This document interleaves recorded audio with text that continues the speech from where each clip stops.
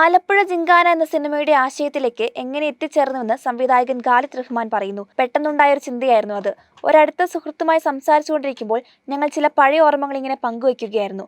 അതിനിടയിൽ നിന്നാണ് ബോക്സിംഗ് പ്രമേയമാക്കി കുറച്ച് ചെറുപ്പക്കാരെ വെച്ച് ഒരു സ്പോർട്സ് കോമഡി സിനിമ ചെയ്താലോ എന്ന ചിന്ത വന്നത്. അങ്ങനെയാണ് ആലപ്പുഴ ജിങ്കാന സംഭവിക്കുന്നത്. നസ്ലിനും ഗണപതിയും മികച്ച അഭിനേതാക്കളാണ്. കഴിഞ്ഞ കുറച്ച് നാളുകളായി നസ്ലിൻ തിരഞ്ഞെടുക്കുന്ന സിനിമകളും കഥാപാത്രങ്ങളും എന്നെ അത്ഭുതപ്പെടുത്തിയിട്ടുണ്ട്. അവൻ കഥാപാത്രങ്ങളെ അവതരിപ്പിക്കുന്ന രീതിയും സംഭാഷണങ്ങളും ശൈലിയും ഒക്കെ വേറിട്ട് നിൽക്കുന്നു. നസ്ലിന് ഒരു നല്ല ഭാവിയുണ്ടെന്ന് എനിക്ക് ഉറപ്പായിരുന്നു. വളരെ എനർജറ്റിക് ആയ ഒരു കഥാപാത്രമായിരുന്നു ജിങ്കാനയിലെ ജോജോ. ഞാൻ ആ കഥാപാത്രം ചെയ്യാമോ എന്ന് ചോദിച്ചപ്പോൾ തന്നെ അവൻ സമ്മതിക്കുകയായിരുന്നു. ഗണപതിയെ എനിക്ക് വർഷങ്ങളായി അറിയാം. ഞങ്ങൾ മഞ്ഞുമൽ ബോയ്സിൽ ഒരുമിച്ച് അഭിനയിച്ചിട്ടുണ്ട്.